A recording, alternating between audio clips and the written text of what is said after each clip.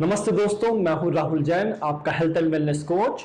आज के इस वीडियो में हम जानेंगे कि पित्त रोग होते क्या हैं, इसके क्या क्या कारण हैं, इसके लक्षण क्या हैं और इसका निदान क्या है।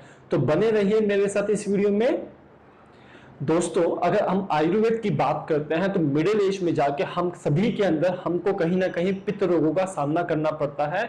और सबसे पहले पित्त रोग करीबन 40 प्रकार के होते हैं आयुर्वेदा के हिसाब से, जिसमें मुख्यतः पाचन संबंधी रोग ज्यादा मिलेंगे। उसके बाद आएंगे त्वचा संबंधी रोग और साथ में आएगा बालों का झड़ना, बालों का असमय पकना, बालों का सफेद होना। यह सभी रोग पित्त रोग से जुड़े हुए हैं। अब हम जानेंगे कि हमारे शरीर में अगर पित्त रोग है तो इसके लक्षण क्या क्या है। तो लक्षणों की अगर बात करते हैं तो लक्षण में सबसे पहला आता है कि शरीर में अगर कहीं पर भी जलन होगी, चाहे हमारे पेट में जलन हो, चाहे हमारे स्किन में जलन हो, चाहे जब हम मल मूत्र का त्याग करता है उस समय जलन हो, तो कहीं ना कहीं यह पित्त रोग की सूचक है। सेकंड क्या है इसका इंडिकेशन? शरीर में भारीपन। जब हमारे शरीर में पित्त की वृद्धि होती है तो हमारा शरीर कहीं ना कहीं भारी हो जाता है, हमें भारीपन महसूस होने लगता है। और तीसरा सबसे बड़ा लक्षण है खट्टी डकारें आना, जो यह सूचित करता है कि हमारे शरीर में पित्त बढ़ा हुआ है, हमारे शरीर में बाइल की क्वांटिटी लगातार बढ़ रही है। अब हम जानेंगे आगे इस वीडियो में कि पित्त रोग होने के या पित्त रोगों की वृद्धि के पीछे कारण क्या क्या हैं। चलिए शुरुआत करते हैं। दोस्तों, अगर हम कारण की बात करते हैं तो पित्त रोग बढ़ाने में सबसे इंपॉर्टेंट पार्ट किसका है? ऐसे खाद्य पदार्थ जो हमारे शरीर में गर्मी बढ़ाते हैं, जिसमें सबसे पहला है गरम मसाले, मिर्च मसाले, हमारा मैदा, चीनी, अचार। यह सब ऐसे पदार्थ हैं जो हमारे शरीर के अंदर गर्मी बढ़ाते हैं, जिससे बाइल का अधिक निर्माण होता है और हमें पित्त रोग सताते हैं। दूसरा इसका बहुत ही इंपॉर्टेंट कारण है, वो है नशीली वस्तुओं का सेवन करना, जिसमें कि आपका शराब, बीड़ी, सिगरेट, चाय, तंबाकू, गुटखा, यह सब जितनी भी चीजें जिसमें भी निकोटीन और अन्य नशीले पदार्थ मिलते हैं, यह सभी हमारे शरीर में जाके गर्मी बढ़ाते हैं और हमारे शरीर में पित्त का अधिक निर्माण होता है। थर्ड नंबर पे आता है आपके भोजन में अपक्वाहार की कमी। अब अपक्वाहार क्या होता है?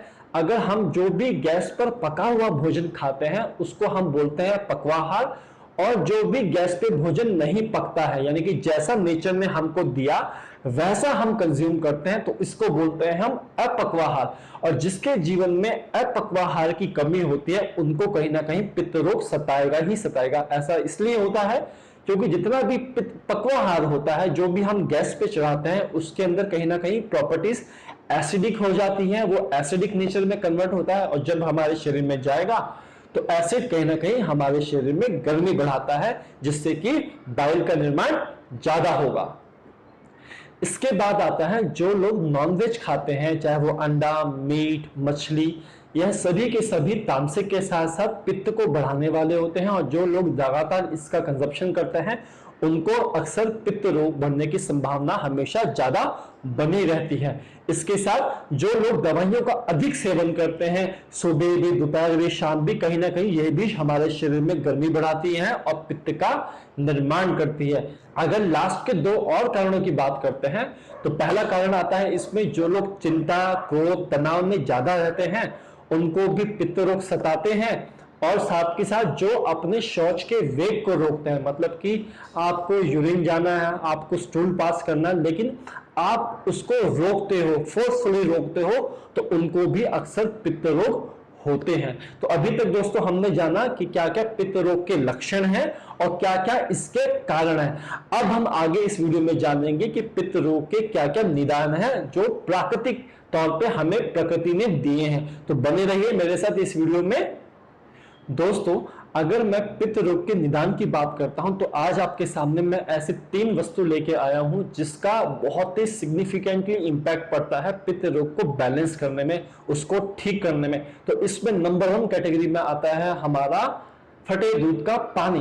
ये फटे दूध का पानी जब आप पनीर का निर्माण करते हो तो हमारा एक एक्सट्रैक्ट के रूप में ये बसता है, और ना केवल ये पित्त रोग को खत्म करता है, बाकी आपके और भी बहुत सारे रोगों में आपको ठीक करने में मदद करता है। जैसे कि हमारा इससे खून साफ होता है, हमारे इम्यूनिटी बढ़ती है, हमारे किडनी की क्लीनिंग होती है। तो ये सारी एक्टिविटी जो है ये अकेले फटे दूध का पानी करता है। आप मॉर्निंग में इसको आधा कप ले सकते हैं, और अगर मॉर्निंग में पॉसिबल नहीं हो तो आप दिन में या शाम के समय भी इसको ले सकते हैं। अगर आपसे नहीं कोरा पिया जा सकता तो आप इसमें थोड़ा सा शक्कर या गुड़ भी ऐड कर सकते हैं अपने स्वाद के अनुसार। अब सेकंड औषधि की बात करते हैं, वो है नींबू पानी। दोस्तों नींबू हर किसी के घर में बहुत ही इजीली अवेलेबल है। आप नींबू पानी अगर पीते हैं तो भी यह पित्त रोगों में बहुत ही कारगर तरीके से काम करता है। अगर आपको इनमें ये कंफ्यूजन होगा सर ये तो बहुत खट्टा होता है, ये तो खुद एसिडिक है। दोस्तों ये खटास में तो एसिडिक है, आपको लगता है कि खट्टा है, लेकिन जब यह है हमारे शरीर में जाता है तो इसकी बेसिक प्रॉपर्टी होती है, यह बेसिक नेचर का है जो पित्त रोग को शमन करने में बहुत ही कारगर तरीके से काम करता है। तो दूसरा मैंने आपको बताया नींबू पानी, और तीसरा क्या है, फलों और सब्जियों का रस।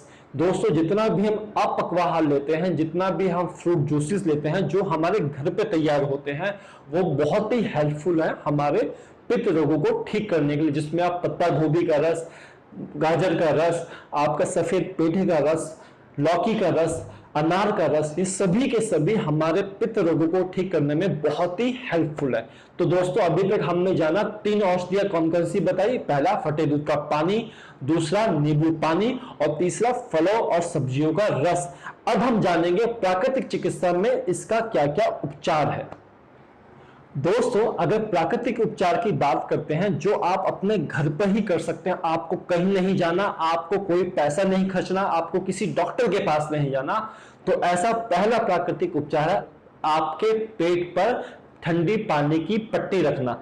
अब ये बहुत ही सिंपल है, कैसे करेंगे इसको। आपको एक बर्तन में ठंडा पानी लेना है। अगर आपको चिल्ड वाटर मिलता है तो भी बहुत अच्छा, अगर नहीं अवेलेबल है तो आप घर का नॉर्मल टैप वाटर भी ले सकते हैं। अब सेकंड स्टेप क्या है कि आपको एक हैंड टॉवल लेना है, उसकी 2 से 3 लेयर बनानी है, और उसके बाद उसको फोल्ड करके पानी में डिप कीजिए और अच्छे से निचोड़ लीजिए, और उसको सेट करना है आपके पेडू एरिया पे। पेडू एरिया मतलब आपकी नाभि के नीचे का हिस्सा और इंद्रिय से ऊपर का हिस्सा, जिसको हम बोलते हैं पेडू एरिया।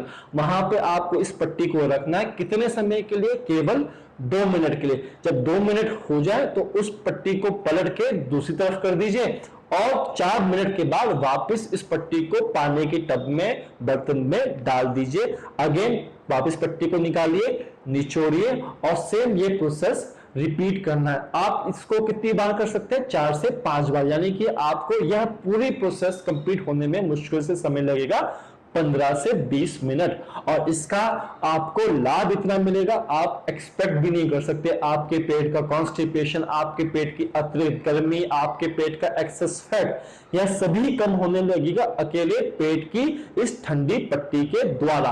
तो पहला ये प्राकृतिक चिकित्सा का बहुत ही सरल उपचार है जो आपने जाना। चलिए कुछ और भी प्राकृतिक उपचार जानते हैं। दोस्तों अब जानेंगे दूसरा प्राकृतिक चिकित्सा का उपचार जो आप अपने घर पर ही कर सकते हैं, आपको जिसमें कहीं नहीं जाना, वो है घर्षण मसाज या फ्रिक्शन मसाज। इसको करने का तरीका बहुत ही आसान है। आपको नहाने से 5 मिनट तक, यानी नहाने से 5 मिनट पहले आपको एक टॉवल जिससे आप अपना बदन पोंछते हैं नहाने के बाद, उससे बॉडी को अच्छे से रगड़ना है। आपके जितने भी रोम छिद्र हैं वो सारे खुल जाएंगे, आपके बॉडी में जितने टॉक्सिन्स हैं वो सारे निकल जाएंगे, आप फ्रेश एनर्जेटिक तो फील करेंगे ही करेंगे, साथ ही साथ आपके पित्त रोग का भी शमन बहुत तेजी से होने लगेगा। तो दोस्तों ये था हमारा सेकंड तरीका जो प्राकृतिक चिकित्सा के अंदर बतलाया जाता है। दोस्तों इसके बाद कुछ और भी तरीके चलिए जानते हैं। दोस्तों अगर योग और प्राणायाम की बात करते हैं तो जिनको पित्त बढ़ा हुआ है उनको हल्के व्यायाम करने चाहिए, साथ ही साथ ऐसे प्राणायाम करने चाहिए जिससे हमारे शरीर में ठंडक आए, जिसमें शीतली प्राणायाम, शीतकारी प्राणायाम, अविलोम विलोम, भ्रामरी, ये सभी प्राणायाम हमारे शरीर में ठंडक देते हैं और हमारे पित्त रोग का शमन करते हैं। जिन लोगों को भी पित्त की समस्या है उनको कम से कम 6 से 8 घंटे की नींद लेनी चाहिए, और जहां तक पॉसिबल हो सके घर में अनीमा लेना चाहिए। दोस्तों आप सभी में से जो भी नेचुरोपैथी थेरेपीज योगा थेरेपी सीखना चाहते हैं, इंटरेस्टेड हैं, तो मैं 1 नवंबर से लेकर 30 जनवरी तक अपना ऑनलाइन और ऑफलाइन कोर्स स्टार्ट करने वाला हूं, जो खाली संडे के दिन रहेगा 4 बजे से लेकर 6:30 बजे तक। आप जो भी लोग इंटरेस्टेड हैं तो नीचे वीडियो में मैंने इसका डिस्क्रिप्शन दिया है और मोबाइल नंबर भी दिया है। आप इस नंबर पे मुझसे व्हाट्सएप के थ्रू, टेलीग्राम के थ्रू इंफॉर्मेशन ले सकते हैं और इस कोर्स के लिए रजिस्टर कर सकते हैं। थैंक यू सो मच इस वीडियो को देखने के लिए। Good bye.